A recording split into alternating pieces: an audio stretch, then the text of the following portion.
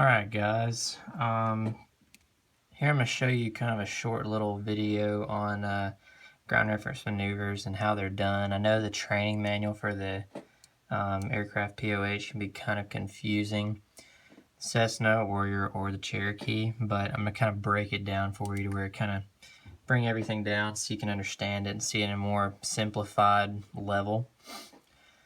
So first off, these ground reference maneuvers are going to be all completed 1,000 feet AGL.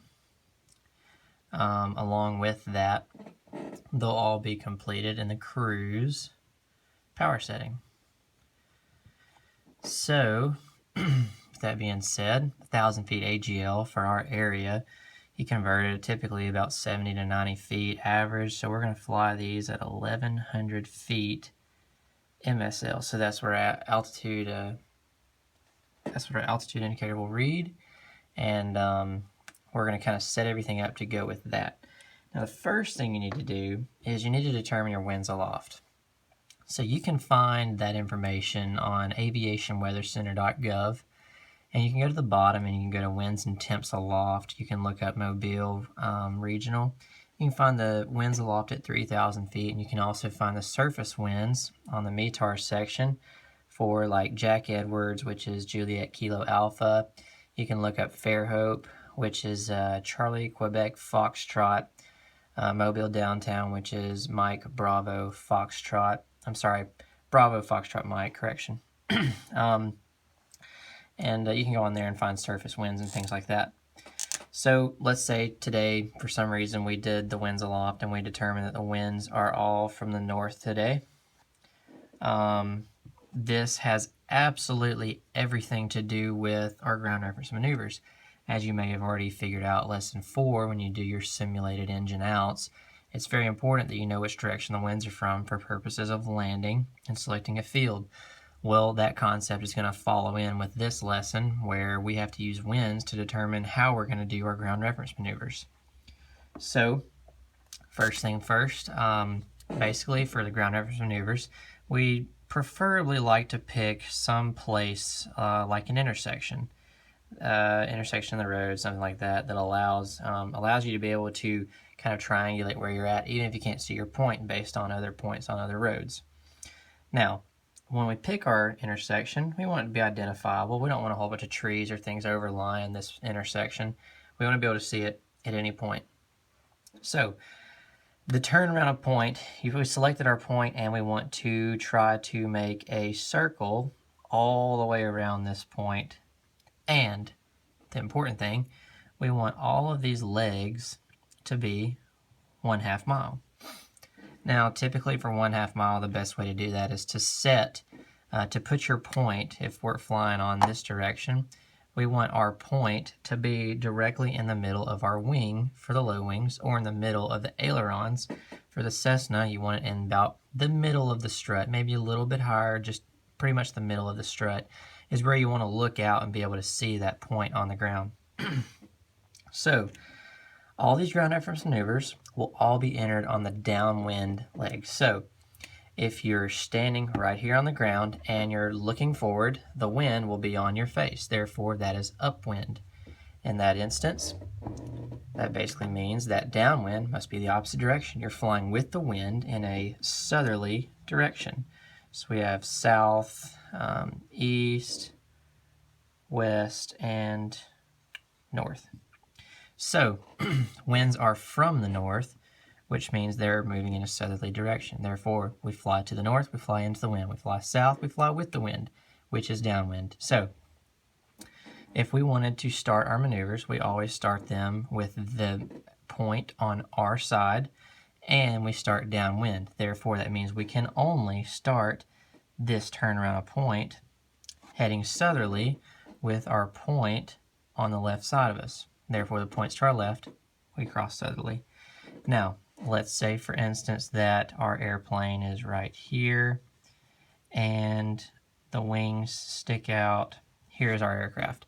There is no crosswind effect going on right now. Therefore, our wings are directly pointed towards our point, whether it be the Cessna and you can see the point, or the low wings where you can't see the point.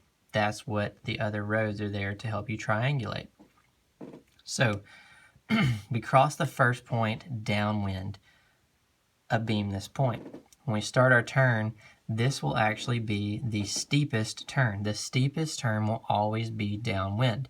The shallowest turn will always be upwind. So if this is the steepest turn, this will likely be the shallowest. So reason being, take for example, we have a little bitty Cessna. And this little bitty Cessna does a 360-degree turn at 30 degrees with no wind. Its radius is X. And let's take, for example, a 747 that does a 30-degree turn at 300 miles an hour. His radius is much larger than the Cessna's. Because he has much more inertia, therefore it requires a greater bank angle to be able to create a smaller circle. So that is the reason that we have to bank higher with a higher ground speed. Now, all of these maneuvers are in relation to ground speed, not airspeed. So your airspeed might not change at all. However, you must know that your ground speed is changing regardless if you can see it actually happening. So, I know the training manual refers to actual degrees of bank to use at the steepest part, the shallowest part, and things like that. That can be confusing, so I'm not going to refer to the segments of this turn around a point or in any of the ground reference maneuvers for that fact, because trying to use certain bank angles in different types of varying conditions can be extremely confusing and somewhat detrimental. So that's why I refer to this as the steepest and the shallowest. Because of the turn series, this will always be your steepest turn. So we're going to label this segment number 1. It has the steepest turn. Now, the point is to cross point A and roll out on point B. And we've determined this will be the steepest. For example, somewhere in the neighborhood of 20 to 25 degrees of bank. For example, who knows? We roll out on point B. Now, what's the plane going to be doing at point B that's going to be interesting? It will not have its wing pointed directly towards the point we're using.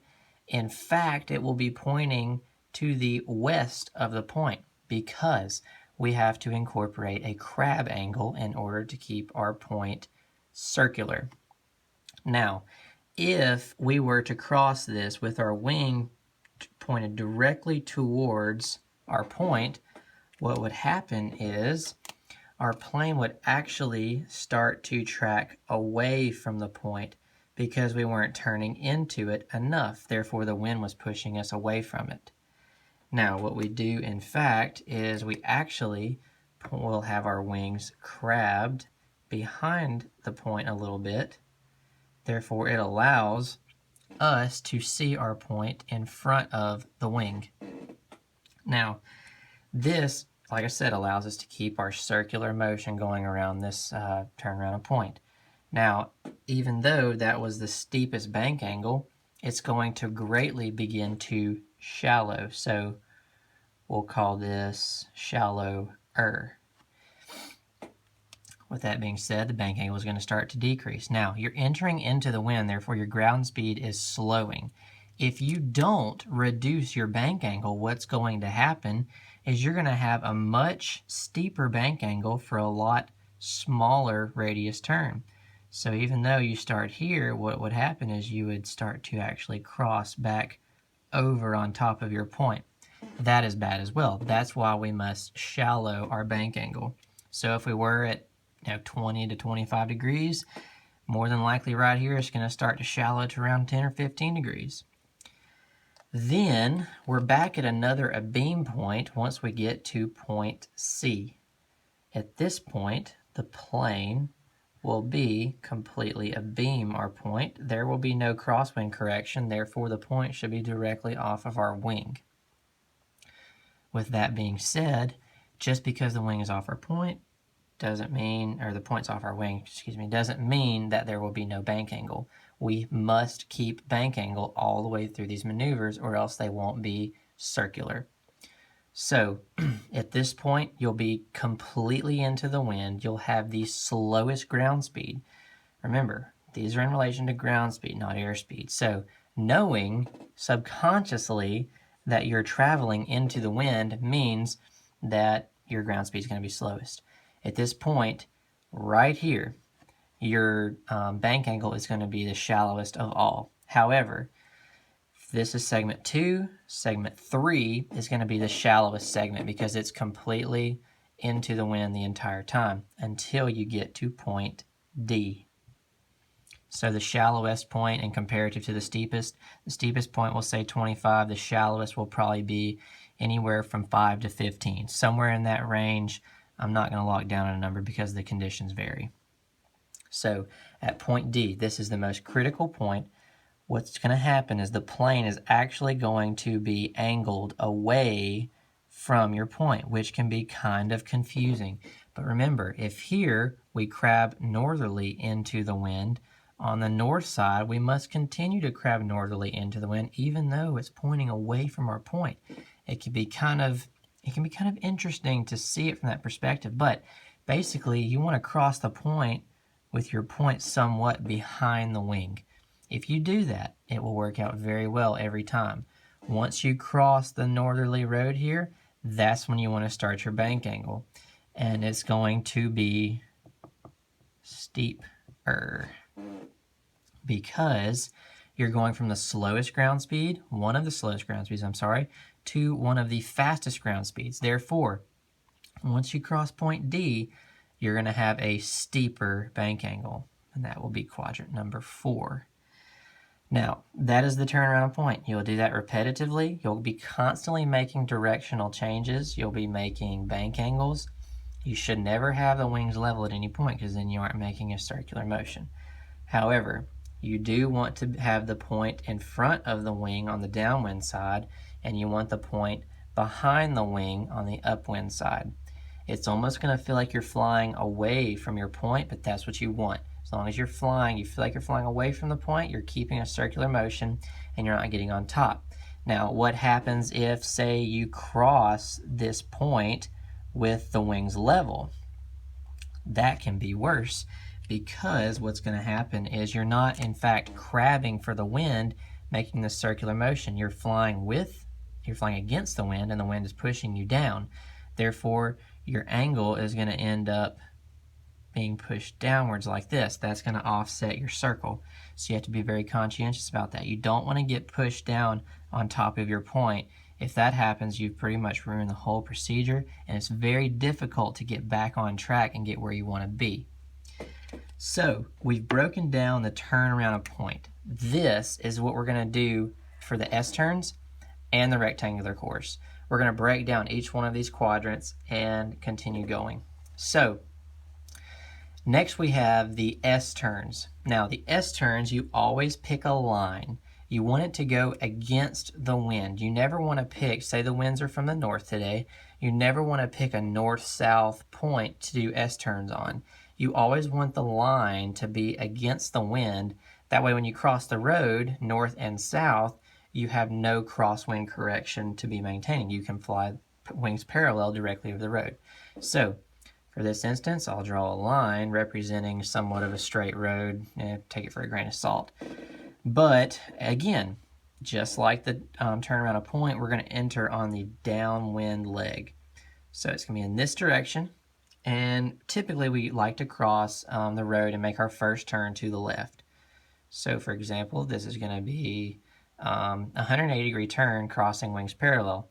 Then we'll go into the next turn and we're going to cross back wings parallel. And the next turn parallel, and so forth and so on.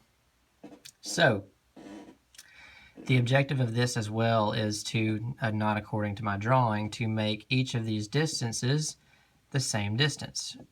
What's that distance? About half a mile. So in order to do that, once again, we must compensate for the wind. Now the wind's out of the north, we know that. We've looked it up, we've already done a turnaround of point, and we've seen the effects of the wind on our turnaround of point. Therefore, we can pass that information on and relay it to this S-turn. So typically with S-turns, the best way to do these is to cross the road 1 Mississippi, 2 Mississippi, 3 Mississippi, then start your turn. If not, you're going to end up doing really tight turns around point, and it's going to be very impossible to actually cross the road wings level. It is possible, I say, but it's much more difficult. So we cross the road 1 Mississippi, 2 Mississippi, 3 Mississippi, and we start our turn. Now, break this down into 2 pieces. What do we have here? We have exactly what we have here. We have a downwind and an upwind. We have a downwind and an upwind. So therefore, this is quadrant 1. This is quadrant 2. Now, what's the bank angle going to be here? Well, we already know. It's going to be the steepest. How about quadrant 2? Well, we know it's going to be shallower because you're steepest with the wind, then you're shallower into the wind. Basically, like I said, you just transfer this information across the board and you can figure out where you need to go. Typically in point 2, when you're about 45 degrees abeam your point, that's when you want to go ahead and start looking at the road, putting the wing on the road, trying to keep that wingtip on the road. And as you get closer and closer and closer, your wing will point further and further and further down the road until you cross wings level. Now it's very important that you cross the road wings level and parallel. You do not want to cross the road, in this instance, let's see, maybe the person underbanked. Their plane would cross somewhat like this. This would really screw you up for the next turn because now your next turn is going to be much tighter because you've already turned in. Therefore, it's going to be very hard for you to cross the road, in this instance, wings level. You don't want to overturn. You don't want to end up turning so far that the plane is then going back towards where it just came from, because that is going to mean that you're going to have a larger radius all the way around. It's going to be very difficult to line back up cross wings parallel once again. So we have 1 and 2. We have point 3 and 4. 3 and 4, it's shallowest because you're going into the wind. 4, it's getting steeper because you're going back with the wind. Now, in these, once again, I do not use definite numbers. We use steepest and shallowest. So let's say, for example, if this was the steepest and it was 25 or so, then we'll go with that. We'll have 25 degrees here. If this is the shallowest, it'll be anywhere from 5 to 15 degrees. You really have to judge and be looking outside the aircraft to be able to kind of coordinate and figure out where you're at, how far you need to go, try to make it as circular and equal radii as possible. So that pattern continues on, and once again we have 1, 2, and 1. I'm sorry, and 3 and 4. So, like I said, those just continue on, and the main objective is to try to keep these as equal as possible. Crossing the road or whatever you may use, wings level and parallel. That means you don't want to cross in a bank. You want to cross the road wings level and parallel. Now, you don't want to end up rolling wings level before you get to the road or after you get to the road. You want to cross the road wings level directly over the road. You want to be rolling wings level directly over the road and parallel. That's when you know you have done it properly. So, after you do that, we're going to go to the rectangular course. Now this is probably the simplest of all of the ground reference maneuvers, but once again, we pick a rectangle against the wind. It could be anything as much as a grid of a bunch of fields, who knows what. I mean, for example, we're just going to say that this is some little field or something like that. Now, like we talked about earlier, we always enter with the wind. In that instance, we would enter over here. Now we're going to break this down. We're going to call this a pattern. So it kind of brings things into perspective as to what they should look like and what they should be. So we'll call this we'll call this base, and we'll call this final, aka upwind, and then we'll call this crosswind, and we'll call this downwind. Now, with these, we try to create and come up with a rectangle, and we want to fly parallel to that rectangle maintaining this distance and keeping it equal all the way around the entire rectangle. Now, it might sound simple, but it does require you to look outside of the plane. So, enter on the downwind, we're on base. We'll call it base. We're trying to maintain 1,100 feet. That's the only difference. We're not actually going to be climbing and descending. We're going to maintain 1,100 feet, which requires us looking inside and outside. So if the wings are parallel to the road, or I'm sorry, if the body of the plane is parallel to the road, that means that we are flying base or crosswind. Now, we're flying base, so we're with the wind. This has the highest bank angle. This has the highest ground speed.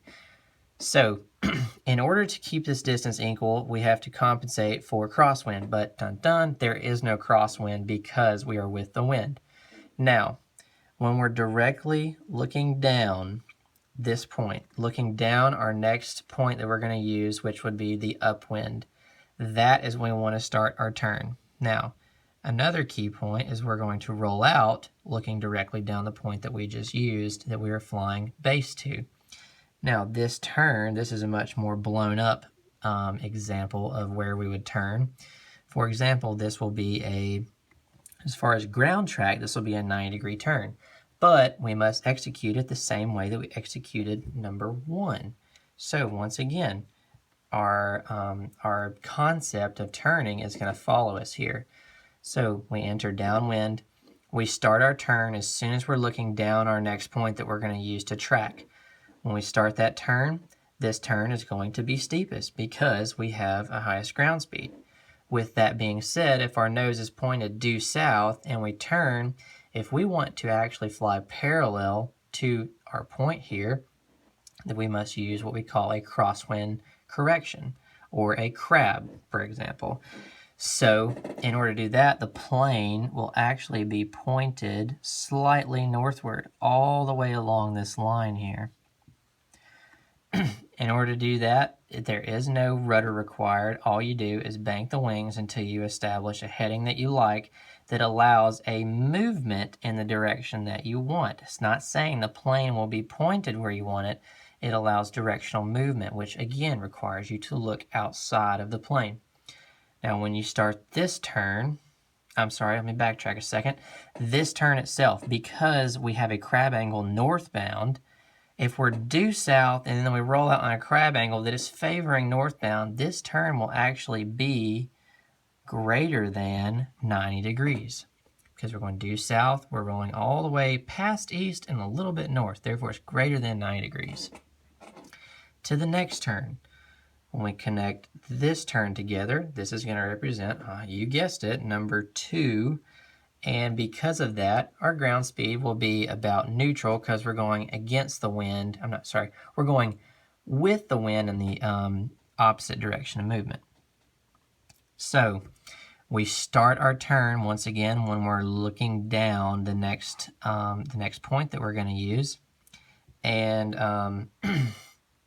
when we start that turn, this turn will in fact be less than 90 degrees because already our plane is pointing northerly, and in order to fly parallel to this point, there is no crosswind correction required because we are into the wind, like we said earlier, being against the wind.